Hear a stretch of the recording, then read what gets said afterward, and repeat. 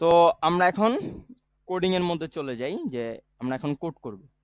তো একটা সি ফাইলের এক্সটেনশনটা হয় ডট সি। যেমন আপনি একটা ফটো যদি তোলেন, আপনার ফটোটার এক্সটেনশন নেম কি হবে? ডট, মনে করেন আপনার ছবিটা উঠলো আইএমজি ডট জেপিজি অথবা পিএনজি, এই দুইটার একটা হবে, বা জেপিইজি, এরকম হবে না? সেরকম এই যে এখানে যে দেখতে পাচ্ছেন মেইন ডট সি, এই যে ডটের পরে যে সিটা লেখা আছে এটা হচ্ছে এক্সটেনশন। তার মানে একটা সি প্রোগ্রামিং ফাইলের এক্সটেনশন হবে ডট সি। তো আমরা সি প্রোগ্রামিং করার ক্ষেত্রে প্রথমে একটা হ্যাশ দেই। তারপরে আমরা যেহেতু কিছু কাজ করব, কাজ করার জন্য আমাদের একটা ফাংশন ইনক্লুড করতে হবে। এখন যদি ফাংশন কি না বুঝেন, কোনো সমস্যা নাই, ফাংশনের ক্লাসে পুরো ক্লিয়ার হয়ে যাবে। তো আমরা প্রথমে না বুঝেই করেন ইনক্লুড ব্র্যাকেট, দুইটা কার্লি ব্র্যাকেট, তার ভিতরে stdio ডট এইচ, মানে হচ্ছে কি, std মানে হচ্ছে স্ট্যান্ডার্ড, আই মানে ইনপুট, ও মানে আউটপুট, আর ডট মানে তো ডটই, মানে একটা এক্সটেনশন, আর এইচ মানে হচ্ছে হেডার। ঠিক আছে, তারপর আমরা একটা ফাংশন তৈরি করব, সেটা হচ্ছে ইন্ট মেইন, মানে আমি মেইন ফাংশন তৈরি করলাম। দেন মেইন ফাংশনের ভিতরে আমরা প্রবেশ করলাম। এখানে আমরা দুইটা কাজ করব। প্রথমে শেষ লাইনে গিয়ে রিটার্ন 0 দিয়ে দিব, কারণ আমাদের প্রোগ্রামটা যদি সঠিকভাবে রান হয় তাহলে শেষে যেন এটা 0 রিটার্ন করে ফাংশন থেকে বেরিয়ে যায়। এটা আমরা কাজটা করলাম। এটা যদি না বুঝেন কোনো সমস্যা নেই, আপাতত একটু ইগনোর করে যান। এই লাইনটা বুঝতে হবে, এখন যে লাইনটা করবো এই লাইনটা বুঝতে হবে।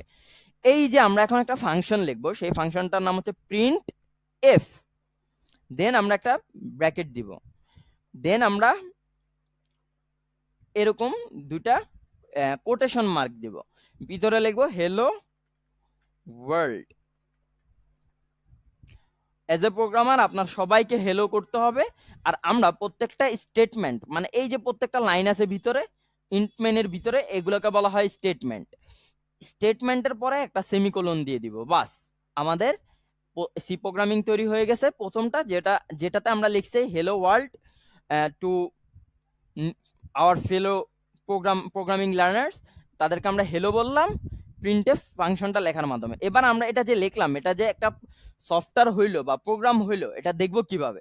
এখানে রানে ক্লিক করেন, নিচে দেখলেন এখানে হেলো ওয়ার্ল্ড লেখা উঠছে। আমি দেখাই, এই যে এখানে হেলো ওয়ার্ল্ড লেখা উঠছে, বুঝতে পারলেন?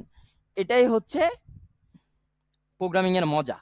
এখানে হেলো ওয়ার্ল্ড দেখতে পাইলেন। দ্বিতীয়তে আমরা কি করব? দ্বিতীয়তে আমরা দুইটা সংখ্যার সাম বের করব। ঠিক আছে, তাহলে আমাদেরকে ভ্যারিয়েবল নিতে হবে। ভ্যারিয়েবল আমরা কি কি কি ভ্যারিয়েবল নেব? কোন ডেটা টাইপের ভ্যারিয়েবল নেব? ইন্টিজার ডেটা টাইপের ভ্যারিয়েবল নিব।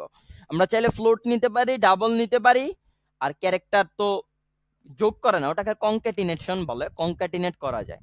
তো আমরা ইন্টিজার টাইপের একটা ভ্যারিয়েবল নিলাম, ইন্টিজার টাইপের ভ্যারিয়েবল, সরি প্রথম, হ্যাঁ ইন্টিজার টাইপের ভ্যারিয়েবল নিলাম, ভ্যারিয়েবলের নাম দিয়ে দিলাম নাম 1। তারপর আমরা সমান সমান দিয়ে দিলাম, সমান সমান দিয়ে নাম্বারটা লিখলাম 20। তারপর আমরা আরেকটা ভ্যারিয়েবল নিলাম ইন্ট নাম্বার 2, এটাকে দিয়ে দিলাম 30। এবার আমরা আরেকটা ভ্যারিয়েবল নিলাম ইন্ট সাম সমান সমান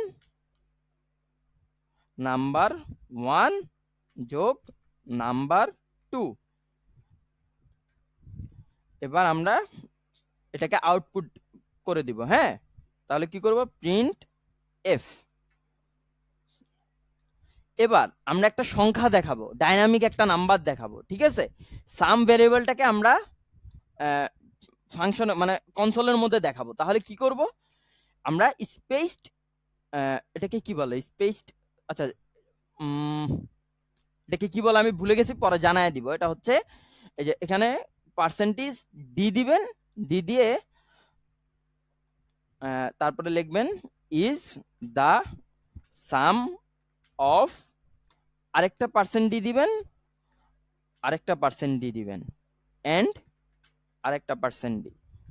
পার্সেন্ট ডি মানে হচ্ছে ডেসিমাল। ঠিক আছে, ইন্টিজার কিন্তু একটা ডেসিমাল নাম্বার। তো প্রথম পার্সেন্ট ডিটা হচ্ছে সাম ভেরিয়েবল, এই যে সাম ভেরিয়েবল। দ্বিতীয় পার্সেন্ট ডিটা হচ্ছে নাম্বার 1, তৃতীয় পার্সেন্ট ডিটা হচ্ছে নাম্বার 2। তাহলে আমরা এখানে লিখে দিব সাম কমা নাম 1 কমা নাম 2। এবার আমরা বাইরে একটা সেমিকোলন দিয়ে দিব, বাস। এবার দেখি আমাদের প্রোগ্রামটা রান হয় নাকি। হ্যাঁ, আমাদের প্রোগ্রামটা রান হয়েছে। আমাদের প্রথম ভ্যারিয়েবল সাম সাম হচ্ছে 50 is the some of 20 and 30। এটা হচ্ছে দুইটা নাম্বার সাম করার একটা প্রোগ্রাম।